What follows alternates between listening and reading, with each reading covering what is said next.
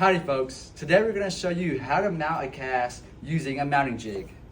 Here we have the materials required: sandpaper, mixing spatula, mixing bowl, magnet, mounting plate, cast, mounting jig, mounting stone, graduated cylinder, and a green handle knife, and your articulator. So this is your mounting jig, so I'm just going to put it on the articulator. And then we're going to run over and index the cast so that if it comes separated, then it's easy to place back in the correct position. Hey Lexi, how do you index a cast? Well, let me show you. Okay, so take your stone chuck and you're going to stick it in and then turn this lever. And then you're going to turn it on. You should wear gloves, or you should wear glasses and a mask, but I'm not going to do that. So then your fan's on, your light's on, and then you're going to make an X through the middle, and it should be 2 millimeters deep by 3 millimeters wide. So I'm just going to take this.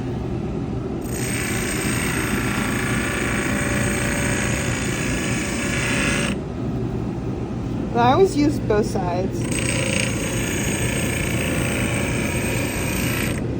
So just nice little V right there. You can always clean it up too with your knife.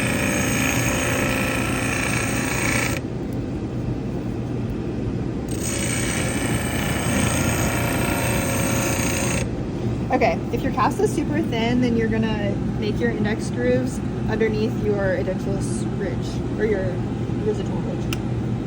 So we'll turn that off and we will run over here.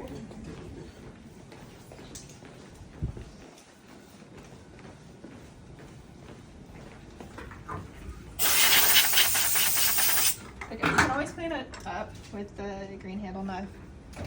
And so you're going to... Can you like show it to us real quick? Yes.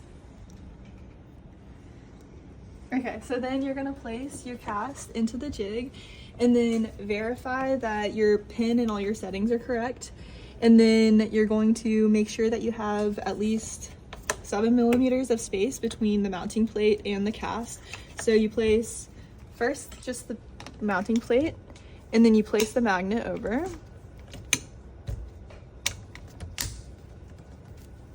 Okay, we have enough space. So now we're gonna move on to doing the mounting stone. Okay, so we're using mounting stone, and you just follow the package directions. So this says 26 milliliters of water, 30 seconds of mixing, and then 2 to 3 minute working time with a 5-minute setting time. So I'm just going to put the water, we have 26 millimeters, into the bowl. You always do water first, and then you add your powder. So then when I add this, I just start my timer personally, so I can see how long it is. So when you're mixing, this is really good for alginate too, but you just kind of incorporate it at first, and then you can run it along the sides to make sure it's completely incorporated. But this mixes very fast, so you don't have to do that as much. So now you're going to take your stone and make sure that you're filling in the retentive grooves on the mounting plate, because that's the only thing, like there's no glue holding it together. So fill in the grooves. You want to do this as neatly as possible so that you don't have to clean that much up afterwards. So then you want to place the most in the middle so that you know that you have enough strength when the two sides contact.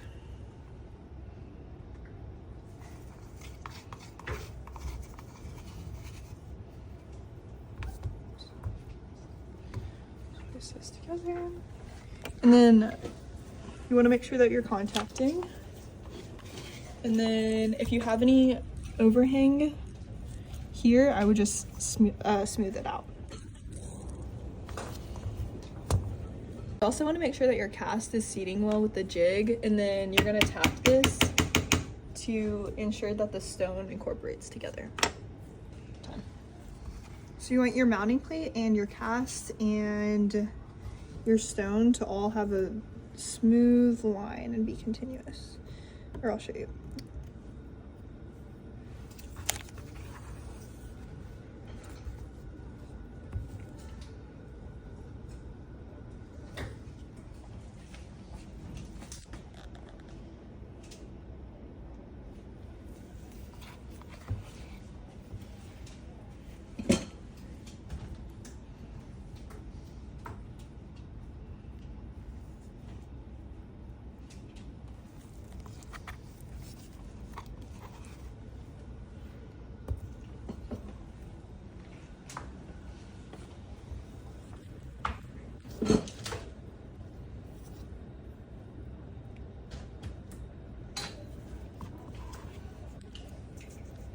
The way I do this is so messy though.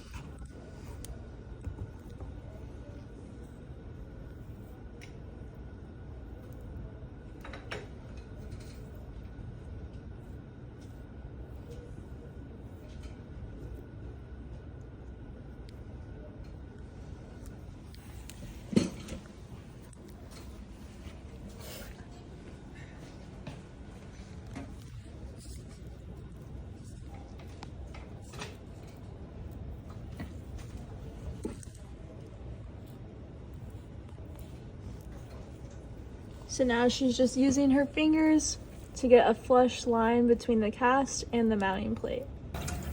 Okay, so then if you have some flash, like here, you're just gonna take your knife and you can start to scrape it off. You wanna have a really clear flush margin. Okay. So you can scrape first and then you can use a sandpaper.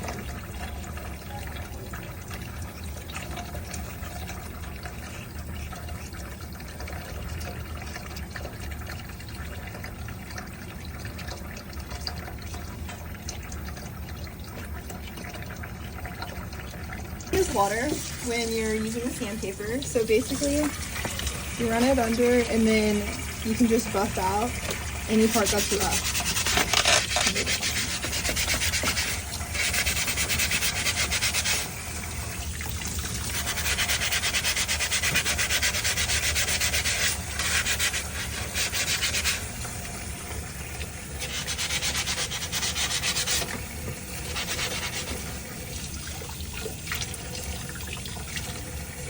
So that's kind of the idea. And then voila, this is the finished product.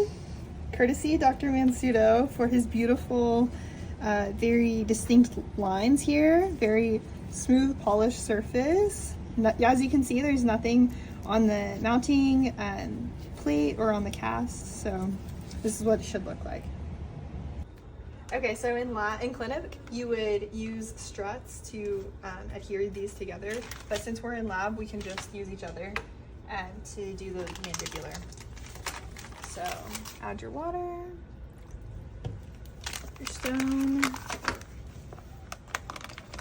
And you're gonna flip your articulator upside down and take out your support pin, and your classmate or whoever is going to hold this mandibular cast, and you're going to put it into contact with the maxillary. You want your anterior mandibular incisors to be inside of your maxillary, and you don't want it to rock. So kind of press down, and that'll make sure that you have contact. And then you're going to hold it as tight as you can while your partner puts the mounting stone on. And again, you're gonna put it on both the cast and the mounting plate.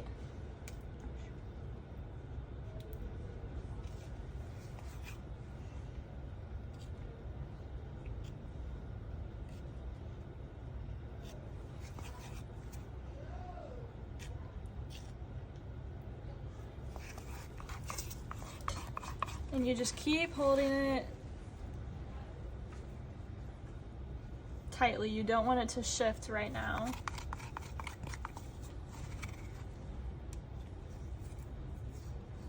And then your partner can flip the top of the articulator back down until you have contact.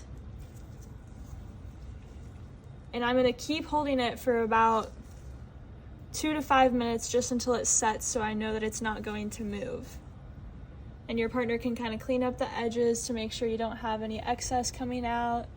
But the most important thing is to make sure that you don't take your hands off until the stone has set, or else you will not have any contact.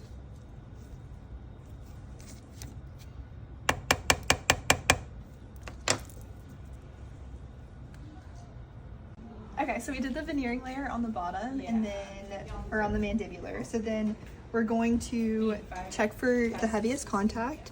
So I just place the shim stock between. Check, there's no contact over here. I'm checking.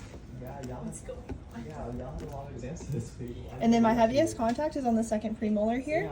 So I'm just going to take this pencil. It's pretty even too. So I'm just going to take this pencil and draw a line going up. So then that's my heaviest contact. So when I do my maximum intercuspation exercises with a composite, you're always going to have your heaviest contact in the same location. I feel like